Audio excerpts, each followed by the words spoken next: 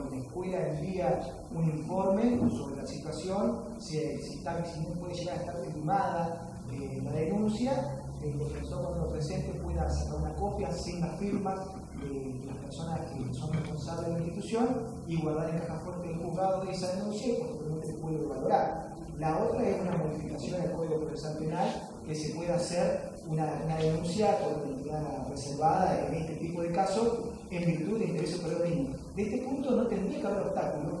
A ver, las dos garantías, las garantías del debido proceso y conocer que se escucha apoyar y las pruebas que existen en su contra, como el interés superior del niño, son dos derechos constitucionales.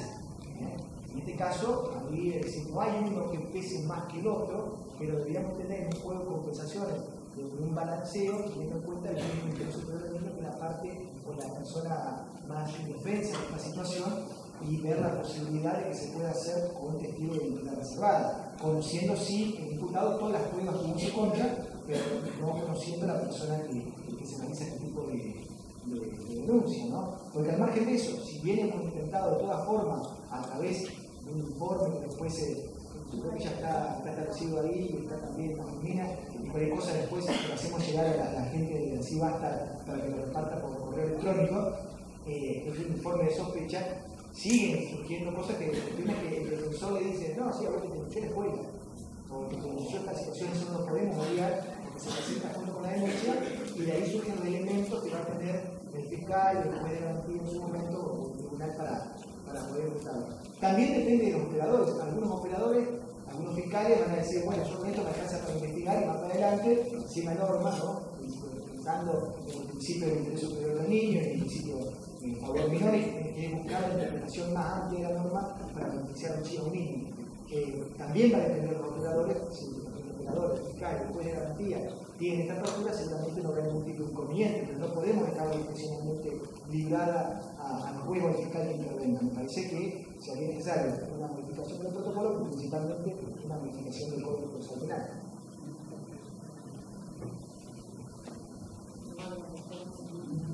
Una consulta. Sí. Yo escuché recién que los tipos cuando vos lo denunciás quedan libres, ¿no? ¿Cómo garantizar la seguridad del chico? Por eso, yo creo que, digo, porque el tema está en el cuadro del tiempo, que ahora también es importante a los fines de poder avanzar. A ver, la convocatoria, digamos, y la invitación que recibimos de las compañeras acá de Así Basta, fue justamente de poder transmitir un poco las características de la problemática, no solamente de los aspectos jurídicos, que son sumamente importantes, y a veces como abogados, y lo digo para que no se enojen, sino también poder tener un diálogo multidisciplinario, porque, digamos, la problemática es altamente compleja y altamente movilizadora. Yo pensaba y leía, digamos, desde acá, digamos, no deja de conmoverme la cantidad de gente que está atenta, preocupada, y que está bueno, digo, rescatemos eso, y bienvenido sea que estemos acá pensando sobre esta temática que es siniestra para el mundo, ¿sí? Por eso por ahí me parece interesante que las preguntas que puedan surgir las hagamos al final, entonces ya, digamos, podemos avanzar un poco más, y acá el doctor Barrientos puede llegar a su avión, que si no lo va a dejar fuera de vuelo.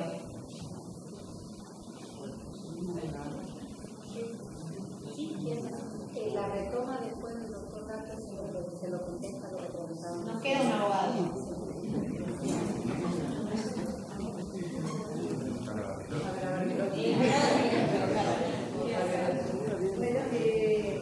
Yo soy Teresa Ramírez, pertenezco a Así Basta y también a la organización UCEA.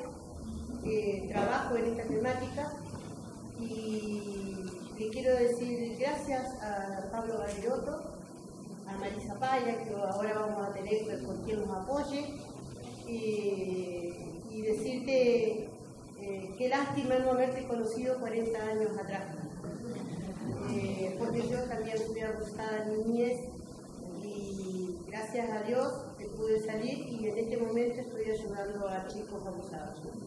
Nada más. Gracias, Pablo.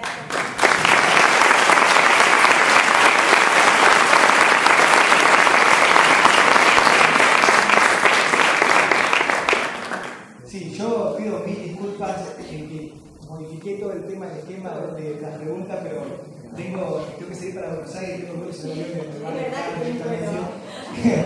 Por eso estábamos no quería, yo lo que no quería es dejar de estar presente en este evento. Y bien, Liliana, una compañera de trabajo hace muchísimos años, me comentó que estaba formando parte de esta institución. Le dije que cuenten conmigo para lo que sea necesario, y también es importantísimo, como decía Teresa, el rol de ustedes, porque sin el rol de ustedes y la valentía de ustedes, informarnos a nosotros sobre esta situación, no podríamos llegar a ningún tipo de resultado, ¿no? De investigar estas situaciones que, por suerte, en el marco de la justicia entrerriana, a partir de la implementación de este protocolo, el número de condenas ha crecido considerablemente, porque la gente se animó a denunciar más, porque vio que hay más garantías al momento de preservar no solamente a la víctima, sino también al docente, al médico, al enfermero que interviene en esta situación. Este protocolo, que yo no lo dije y ya para ir cerrando también, porque se llaman a matar a mis compañeros, es un protocolo que es modelo, no solamente a nivel nacional, sino modelo también en Latinoamérica, porque, vuelvo a repetir, todas las instituciones que debieran intervienen en este protocolo. Existen otros protocolos donde interviene la justicia con salud, o la justicia o el Ministerio Público Fiscal con otra institución, pero que todas las instituciones forman parte de esto, no haga visible la provincia de Entre Ríos en todos sus organismos, se comprometa seriamente para dar pelea y lucha a este protocolo que es muy grande y muy difícil de tener, es sumamente interesante y deja muy bien parada la provincia a nivel nacional y a nivel internacional.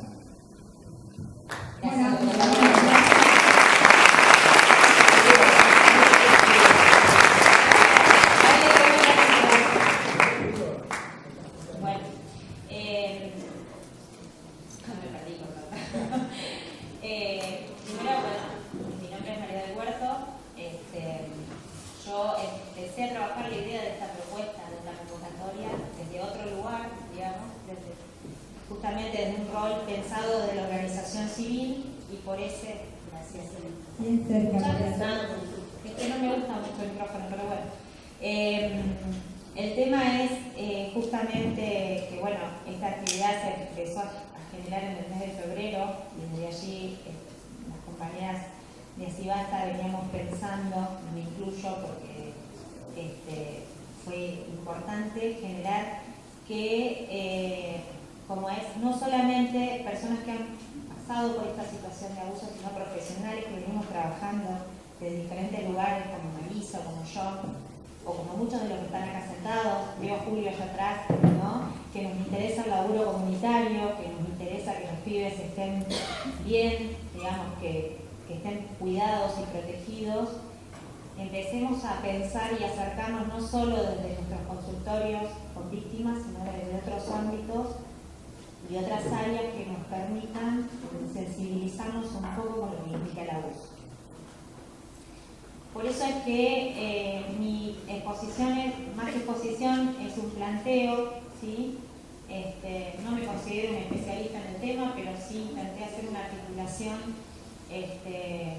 para plantear justamente esta idea, digamos, de lo importante que es poder hablar, ¿no? La jornada de hoy es una jornada de reflexión justamente que apunta a las organizaciones civiles, y desde ese lugar nos merece la necesidad justamente de reflexión y de pensar acciones preventivas que nos involucren a todos de los diferentes lugares que estamos, ¿no? No solamente del rol de la escuela, como puede ser, digamos, Pablo mencionaba justamente el rol de los docentes que tienen un vínculo privilegiado con los niños, pero digo, nos involucra a todos como adultos, como actores sociales, en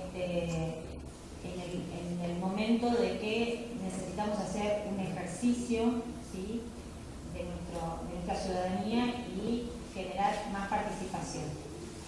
Entonces, desde ese lugar, que les propongo unas preguntas, cuales no las vamos a responder ahora, sino simplemente para tratar de pensar y trascender la vivencia del abuso, es que todos los que estemos acá sentados tratemos de pensar, ¿no?, qué entendemos por abuso sexual infantil, qué supuestos manejamos sobre el tema, qué me produce esta problemática, porque no solamente las víctimas de abuso, por supuesto que las que pueden superar esta situación pueden comprometerse con la problemática que están altamente comprometidos, sino también todos aquellos que nos molesta y nos genera indignación, de indiferencia. Me emociono porque justamente veo caras, ¿no? Y digo, está bueno que se pueda trascender, ¿no? esa indiferencia. ¿Alguna vez pensé o pensaron qué efectos provoca en un niño, ¿sí? O en un adolescente atravesar este tipo de problemáticas? Es importante pensarlo porque más allá de las leyes y de todos las otras disciplinas que pueden aportar, digamos, un componente importante a la hora de ver cómo cuidamos el relato de un niño en los diversos ámbitos que se genere o se habilite la palabra del niño, nos parece importante justamente dimensionar la parte justamente del rol político y social que tiene, ¿no? Esta problemática. Desde ese lugar yo pensé la dimensión pública de la problemática. Y ahí hablo de denuncia no en términos jurídicos, sino en términos de poner en conocimiento, ¿no? ¿Qué hacemos cuando nos enteramos, cualquiera de nosotros, de una situación de abuso? ¿Qué hacemos? Porque está el protocolo, que es una herramienta súper valiosa, que ahora los compañeros van a poder explicar de qué se trata, ¿no? Pero me parece también muy importante, ¿sí?, que tengamos en cuenta que la problemática de abuso tiene ciertas características que son ineludibles conocerlas como son el silencio, el ocultamiento, la confusión que genera la víctima y que genera, digamos, no solo a la víctima sino también a sus familiares, ¿sí? El abuso de poder, ¿sí? Y yo le agregaría las creencias que circulan, ¿no? Las cuestiones ideológicas, el machismo, el patriarcado, ¿no? Son tantas las cuestiones que entran en juego que también es importante que en este sentido esta simetría de poder de la problemática que adopta características comparables como, digamos, en la historia de nuestro país, lo que es el terrorismo de Estado, en términos de traumatismo, implica, por lo que implica para la víctima, ¿sí? Y fundamentalmente porque desde el punto de vista ideológico es una violación a los derechos humanos, ¿sí?, como tantas otras formas de maltrato. Es frecuente, aún más allá de los avances adquiridos a lo largo de los años y de las luchas que se vienen realizando hace muchos años en relación a la temática del maltrato infantil y de abuso sexual, que todavía nos encontremos, ¿sí?, con reacciones que son, por un lado, más vinculadas con la negación, ¿no?, de alguno de los miembros de la familia, de alguno que toma conocimiento y no sabe qué hacer, ¿no? O la indiferencia, que era hoy justamente la palabra que yo utilizaba y que me emocionó, ¿no? Cuando muchas veces la conmoción no te permite actuar, ¿no? Sabemos que de encontrarse con el sufrimiento de un niño es altamente conmovedor para cualquier adulto que sienta sensibilidad por un niño, ¿no? Y por la infancia. Y también por temor a las represalias, porque esta cuestión del abuso de poder genera que muchas veces personas altamente comprometidas, y yo lo he podido experimentar trabajando en el 102 o trabajando en la guardia del organismo, lleguen, golpeen y no sepan qué hacer. Entonces lo digo así para que también no nos quedemos solamente con una lectura y podamos trascender y tener una lectura más compleja de todo lo que implica. O sea,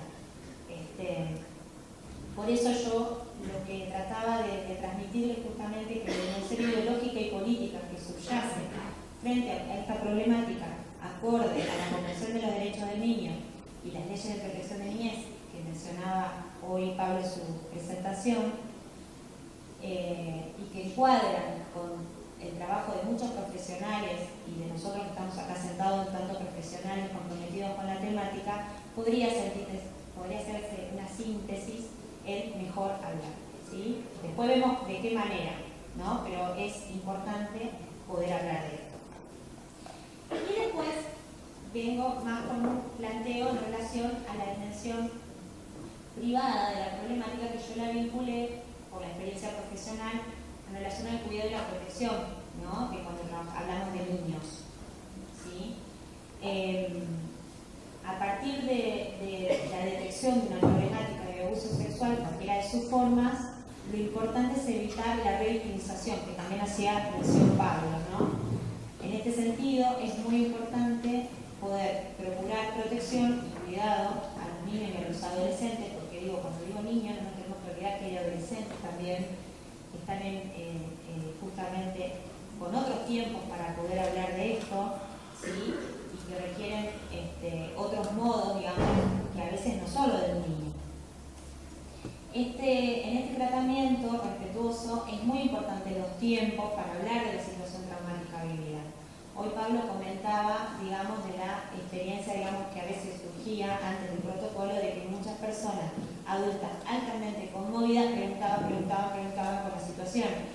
Y eso, en vez de ayudar en un momento, digamos, de confusión del niño, lo que generaba era más, ¿sí?, revictimización, sin la intención de revictimizar, ¿no? Aclaro esto, sino que desde el lugar, digamos, de no saber cómo manejar la situación.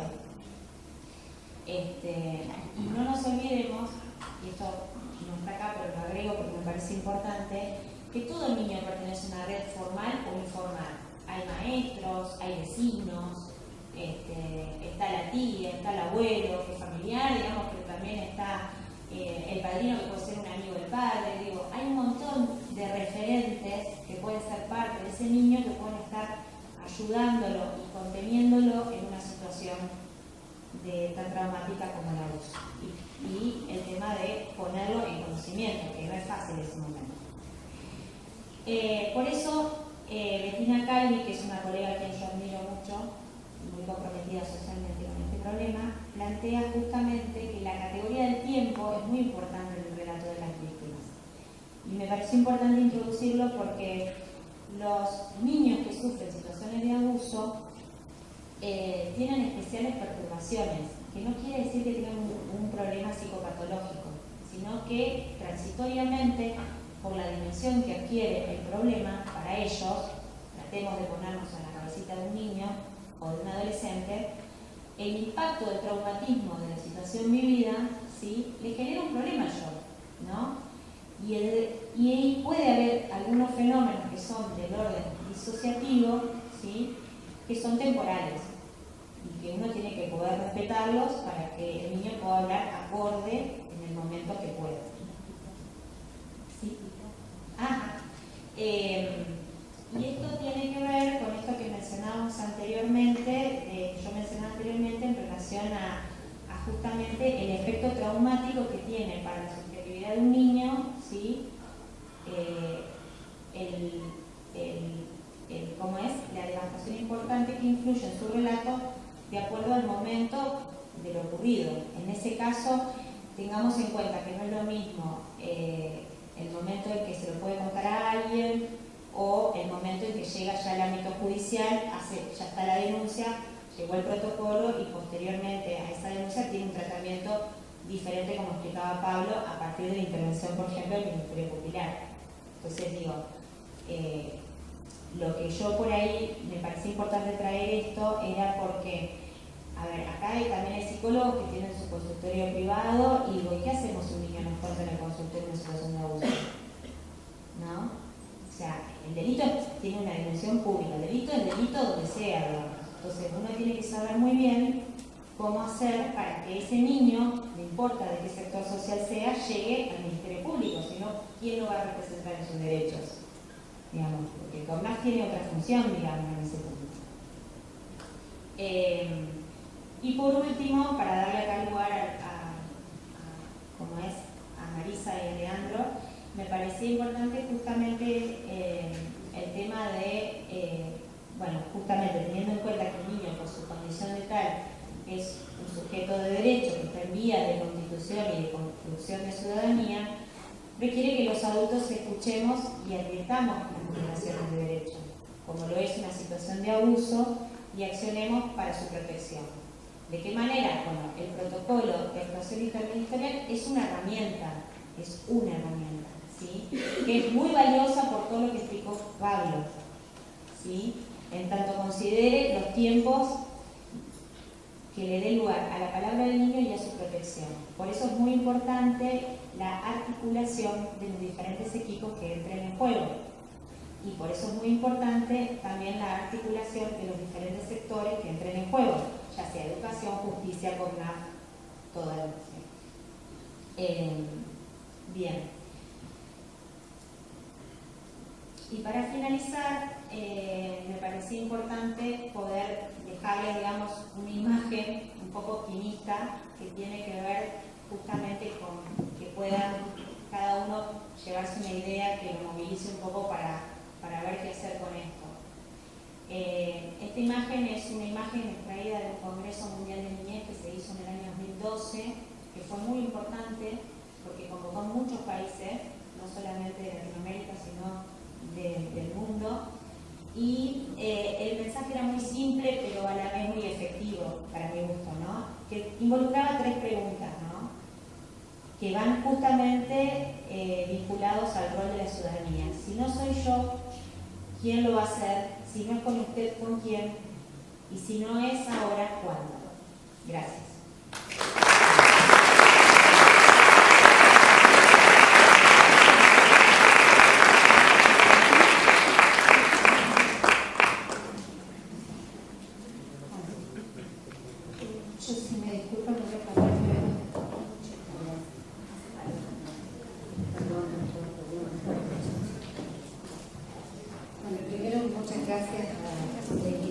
Para poder participar.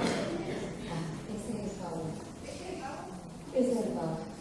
Yo te hago señas así porque generalmente lo paso yo, te voy haciendo señas y lo vamos pasando. Este es el presente. Bueno, muchas gracias por la convocatoria. Cuando el gente de así basta se acercó, yo estaba trabajando en la defensoría. Ahora estoy trabajando en otra parte, en el consejo. Y sí me parece importante marcar que el compartir el protocolo con ustedes hoy lo hago fundamentalmente desde haber participado en la elaboración con mucha de la gente que está acá presente, ¿no? Y lo mismo que decíamos siempre con Pablo, el hecho de que nosotros participemos hablando o explicando el protocolo, socializándolo, da cuenta del trabajo de mucha gente que puso en su momento ímpetu, horas de laburo, de discusión, de debate y de la decisión que hubo en ese momento de hacerlo un instrumento público, lo cual le dio otro rango y otro grado de utilidad y de efectividad diferente. Esto lo podemos pasar en lo que Pablo ya habló, estas eran las instituciones que participaron también, pasamos, y me paro un poquito en los principios. El de cumplimiento de las garantías procesales de la víctima y el acusado lo va a trabajar Leandro, que tiene que ver más con la parte de la intervención judicial. Me importa plantear el criterio que deberá presidir las actuaciones y el interés superior del niño. Esto que puede parecer tan obvio fue de mucha discusión interna al interior de los equipos, porque concepto amplio, si lo hay, es el interés superior del niño. ¿Quién dice cuál es el interés superior del niño? ¿Y cómo leo yo cuál es el interés superior del niño en cada situación en particular? ¿Cuándo lo que prima es el interés superior del niño? ¿Cuándo lo que prima es una lectura de lo que uno tiene de esto? Entonces, poder poner en tensión y poder poner de acuerdo las miradas entre las distintas instituciones que llegan, detectan o abordan una situación de abuso, que muchas veces tienen que ver con la intervención de la escuela, del espacio de salud, del espacio de justicia, y qué está entendiendo cada uno de estos, por cuál es el interés superior, era uno de los desafíos. Y esto me parece importante, si querés pasarlo con el otro siguiente, porque tiene que ver con la diferencia entre los casos urgentes y no urgentes, y en las medidas que uno tome entre los casos urgentes y no urgentes. En el protocolo se discutió mucho esto. ¿Por qué? Porque casos graves son todos los casos graves, todos. Como lo dijo Huerto hoy, le agradezco a Teresa que se pudo plantear y pudo compartir la experiencia de ella y la pudo plantear como un relato. Cuando uno puede contarlo, ha transitado una situación de abuso y lo puede compartir con otros del relato, es porque lo pudo trabajar, porque lo pudo elaborar y porque puede compartir y hacer algo con esto. Bienvenido que uno ha podido hacer esto. El tema es toda la gente también, esto lo sabemos, que no puede llegar a hacer esto. Entonces, cuando uno dice que una causa de abuso es grave y es grave en cualquier medida, es grave desde el toqueteo de aquel chiquito que lo relata en la escuela, que dice sí, o lo da por indicadores comportamentales, que todos los días cuando llegue y se sienta a mirar televisión alguien le mete la mano abajo de la pollera o le toquetea al niño o a la niña, como es grave una cuestión que ha tenido acceso carnal y puede haber daño, ¿no? Lo que pasa es que solemos tener la mirada más preparada para que nos conmueva lo horroroso, ¿no? El impacto, el daño, el desgarro. Esto nos mueve mucho más. Lo otro parece más sutil. Lo otro me atrevería a decir, yo tengo 51 años, cuando era más chica, ahora unos 30, 40 años, estaba como más bueno, naturalizado, que no era tan grave en términos de espacio. Entonces, a veces tenemos poco registro, y esto lo discutíamos mucho, del impacto y del grado de devastación subjetiva que tiene un niño que continuamente está transitando por esto, que en ningún momento de su vida lo puede elaborar, y que por ahí esto uno, si pudiera investigarlo, tendría que verlo con los índices de suicidio, de grado de otras enfermedades mentales o de otros padecimientos mentales cuando es adulto, ¿no? Entonces me parece que tener la mirada alerta en esto, que es brutal, pero tener la mirada en esto que es sutil, que se desliza, que es más difícil de ver, tiene que ver con esto de también poder pensar el tema de la gravedad. Este fue un punto a discutir. El segundo punto a discutir, una vez que nos pusimos de acuerdo a todos que era grave, era el tema de la urgencia. ¿Por qué la urgencia? La urgencia, ustedes tienen casos urgentes y casos no urgentes. Ambos graves, en esto estamos de acuerdo. La urgencia la manejaba y la determinaba, la urgencia en la intervención, el tema del contacto físico. ¿Por qué? Por la necesidad de la preservación de la prueba. Después va a avanzar en eso, ¿no? Y por la atención de salud de la víctima en esto. Porque ustedes sabrán, hoy no tenemos lamentablemente nadie de salud en el equipo, pero bueno, estaba trabajado todo esto, que la aplicación del kit con los retrovirales, con toda la medicación necesaria, tiene un tiempo de duración. Tiene un tiempo, tiene que ser dentro de las 72 horas de derecho. Entonces no era lo mismo que uno promoviera la denuncia y todo el aparato judicial y la medida judicial dentro de ese plazo a que no lo promoviera.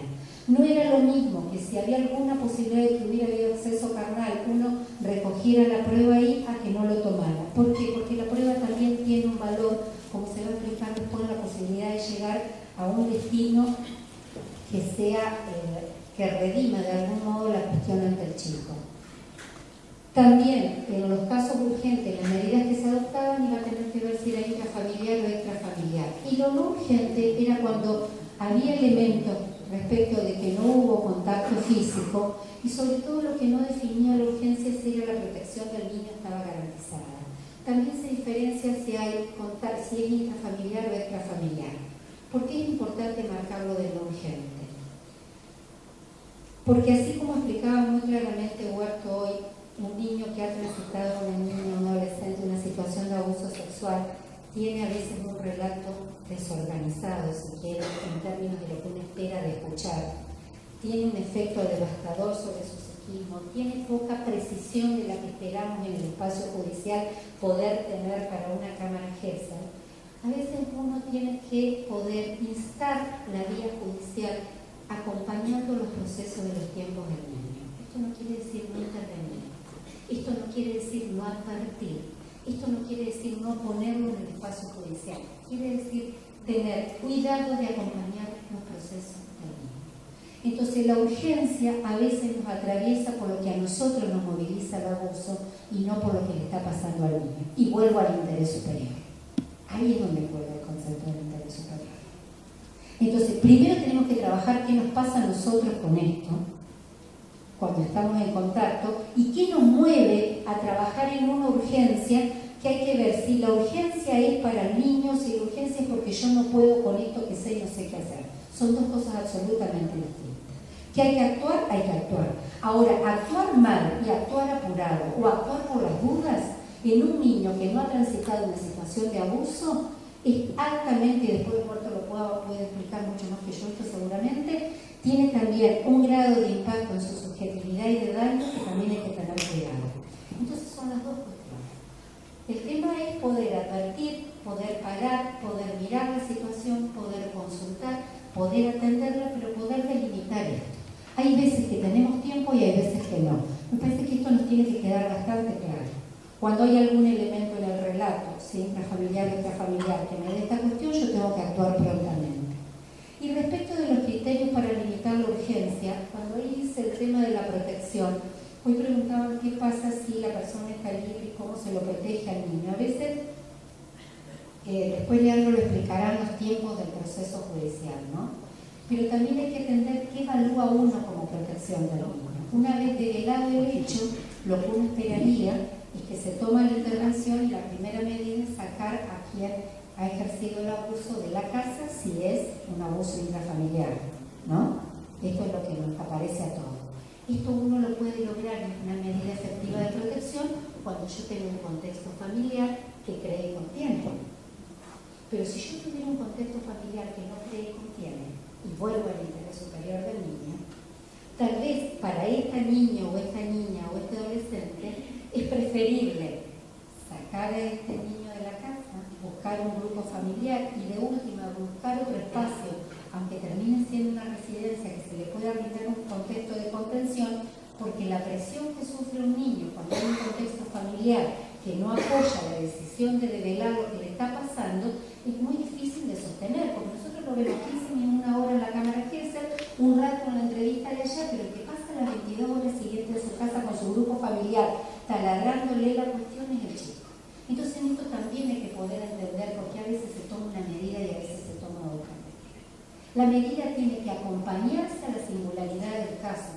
La categoría de interés superior tiene que ver con que yo pueda analizar la particularidad de la situación y ver cuál es la medida más efectiva para proteger los intereses de este niño en esta situación, más allá de lo que me diga la prensa, la institución y los gritos de fuera. En esto hay que tener como tranquilidad y hay que tener mucha seriedad en poder analizarlo. Porque si no uno corre, pote algo que cree que es lo que debería ser y que para este caso en particular no lo garantiza. ¿Qué me da a mí la garantía? Tener un contacto, un contexto familiar que crea el relato del niño, incluso desde las cámaras que es muy diferente el resultado cuando hay alguien en el grupo familiar que contiene y sostiene este relato cuando yo tengo el resto del grupo que descree, es diferente como llega un niño a la instancia de cámara Gesell. Otra de las cuestiones que tiene que ver es el contacto no con la persona que ha ejercido el abuso, porque a veces puede no ser intrafamiliar, pero puede ser alguien del barrio, de la zona, y podemos no tener garantía de que no haya contacto con esta persona, con gente del entorno de esta persona. Entonces ese es otro factor que uno tiene que medir, el grado de contención, el grado de acceso y sobre todo en esto las características de los padres o cuidadores y el grado de apoyo en esto. Eso van dando como los criterios que uno tiene que tener para poder delimitar la situación. ¿Podemos darle para la de atrás? La anterior. Sí, decía, vos querías decir. No, por lo Ya. Entonces la anterior un poquito. Antes, la primera, no, para atrás. Ahí vamos para adelante, para atrás. Ahí. Tuvo dos objetivos, como decía Pablo hoy, el protocolo. Uno era evitar el proceso de revictimización de los niños dentro del proceso y el otro promover redes de trabajo interdisciplinar. Promover redes de trabajo interdisciplinar e interinstitucional en el proceso de revictimización. En la medida que nosotros confiamos en la intervención de lo que acordamos de otro, vamos a poder evitar un proceso de revictimización del relato del niño. Y esto fue un principio como articulador, digamos, de las intervenciones. Ya estoy en el tiempo, vamos a la ficha. Esto lo pasamos, esta es la ficha, la anterior que ustedes tienen en el material. ¿Es esta? No, la anterior, por favor. ¿Esta es la fichita que tienen en el material o no? Esto es un modelo de presentación. Son algunos de los datos los que planteaba Pablo Barbiroto de cuando uno, ante una sospecha, hace la presentación ante el Ministerio Pupilado y el defensor de menores. Paraná tiene 3 defensores en este caso. La doctora Carnero, el doctor Fernández y la doctora Mendoza. Hay un profesional de esto, un defensor de esto del turno, del 1 al 10 cada día. Ustedes lo pueden presentar durante la hora de la mañana, lo pueden presentar en la mesa permanente ante el defensor. Cuando uno dice que presento una sospecha, quiere decir que estoy dando cuenta de que detecto de que hay algunos indicadores que podrían dar cuenta de una cuestión de abuso. No estoy diciendo que hay un abuso. No estoy diciendo necesariamente quién lo hace. Estoy dando los elementos necesarios para que desde el Ministerio Pupilar se pueda avanzar. Esta ficha, que después la podemos dejar a la gente de Cibasta, Es interesante porque tiene datos que por ahí pueden parecer irrelevantes, pero que se tornan imprescindibles a la hora de intervenir. Si una escuela plantea una intervención y deja la ficha a las 12 del mediodía y el defensor la ve a la 1:30, le están faltando datos y no tiene un teléfono a donde llamarlo, difícilmente vamos a poder atender la situación en ese día. Entonces, a veces datos tan triviales como puede parecer dejar un teléfono de referencia, tener claridad en que ponga el domicilio real del chico y el domicilio donde se quedó ese día, dar cuenta de las intervenciones anteriores para ver si hay que coordinar con otra institución o no, dar cuenta si alguien está interviniendo y poner sucintamente el contenido de lo que el niño manifestó o el compañero manifestó o alguien supo, son como los criterios en esto que me parece que es importante que lo puedan tener y que después se lo puedan mandar.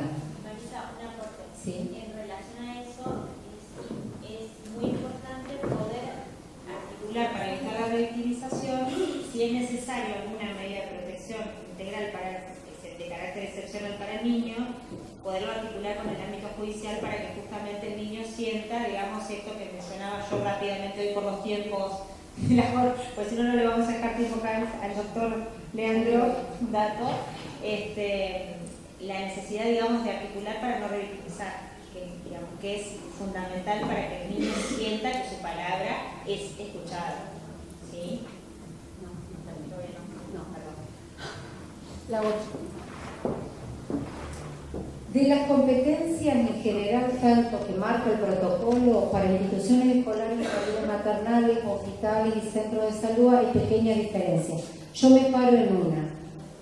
Inmediatamente la comunicación a la dirección, porque esto también preserva al docente, y en contener sin profundizar en la indagación. Esto fue de ardua discusión en los espacios de armado. La escuela, el jardín, el hospital contienen, pero no indaga, porque necesariamente el relato va a tener que ser en sede judicial. Contener y no indagar implica también mantener la privacidad del hecho al interior de las instituciones. Yo no puede ser que en el primer recreo revele el hecho y que para el cuarto recreo sea Susana abusada de cuarto grado.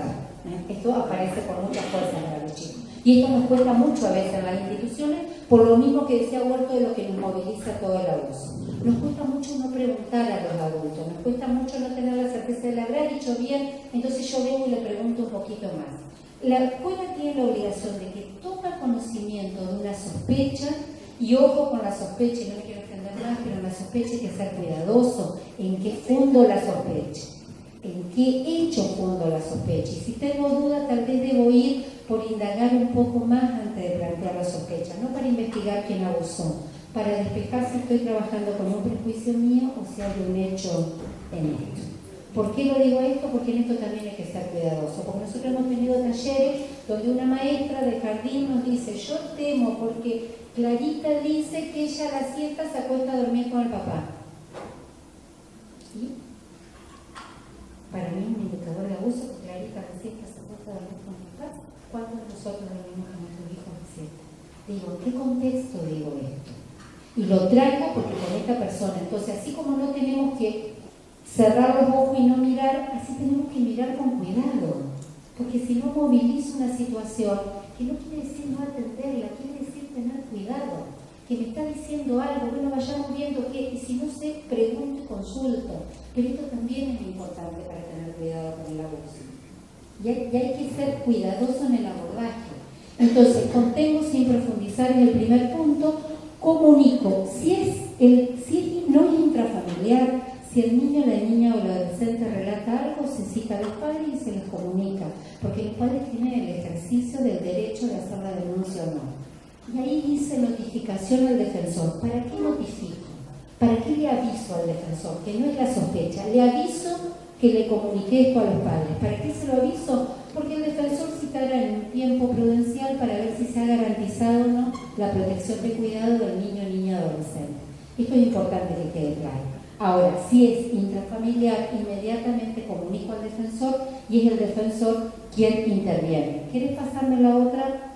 El tema de los centros de los hospitales es exactamente igual, solo que ya coordina la aplicación del kit de salud si fuera un hospital y que puede prever la internación si es necesario. La otra, Respecto de las áreas de CONAF, del INE municipal y de asistencia a la víctima, la diferencia es que si se viene trabajando con una situación, acá más allá de la sospecha de abuso, nosotros podemos avanzar en pedir medidas determinadas o podemos avanzar, como decía Huerto, en sugerir una medida de protección porque se prevé que hay un equipo que está profesional, que está abordando la situación familiar, que puede dar cuenta de otra situación, la otra.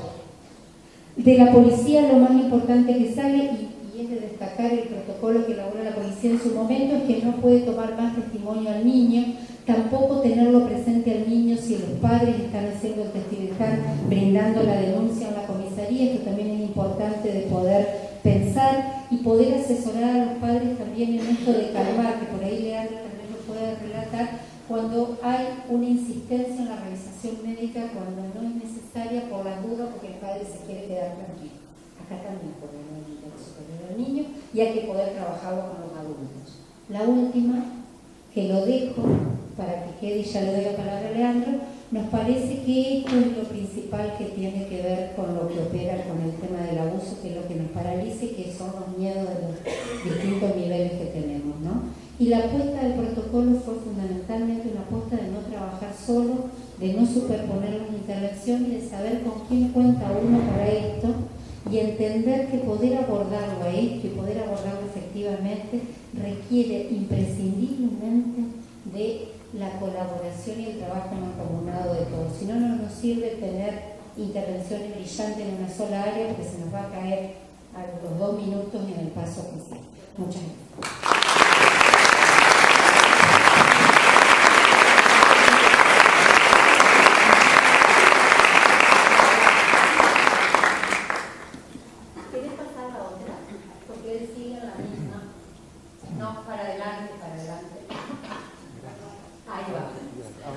Bueno, muchas gracias. Bueno, muchas gracias por la invitación. La verdad es que debo decir que me encuentro muy a gusto. Hay mucha gente acá con la que uno trabaja diariamente. También expresar que esta convocatoria por así basta ha sido un éxito, evidentemente, por la cantidad de gente que hay y que, como decía Huerto también, poder hablar de esto es muy interesante y ojalá haya muchos eventos en esta ciudad y en otros lugares para que esto se... Creo que, claro, que la educación y la difusión y la cuestión cultural nos van a mejorar muchísimo a los que somos operadores, funcionarios judiciales, públicos, en nuestros cargos y en general a la comunidad para que esté atenta, para que todos seamos vehículos de conocimiento y de acción con respecto a estas lamentables acciones y delitos. Yo en primer lugar quería hacer una proposición con respecto al punto de partida, cuál es la herramienta por la que nosotros trabajamos normativamente, legalmente, desde tribunales y como fiscales penales en este caso. Tenemos el premio aquí en Paraná, la Fiscalía de Violencia de Género y Abusos Sexuales. Entonces nosotros tenemos la gran herramienta que es la ley penal, por un lado, que es el Código Penal, y la ley de procedimiento, el Código Procesal Penal. Esas son básicamente las herramientas con las que nosotros actuamos diariamente a partir del conocimiento de los hechos que en principio son conocidos por nosotros como denuncias, es decir, una sospecha de que ocurrió alguna conducta ofensiva de la integridad sexual y que si esto se logra a partir del camino, del procedimiento, llegar a buen puerto, se logrará una condena que es lo esperable a partir, siempre y cuando se haga una investigación dentro de ciertos parámetros de los que también vamos a hablar. Pero quería decir entonces, hacer algunas consideraciones con respecto a nuestra herramienta básica, que es la ley penal, el Código Penal, que prevé en su primer tipo penal, como es el artículo 119, las distintas conductas denominadas como delitos, delitos de abuso sexual. Y aquí bueno, hay que empezar a hablar de la perspectiva que ha tenido, o la evolución que ha tenido la perspectiva con respecto al derecho penal y la perspectiva institucional, la perspectiva pública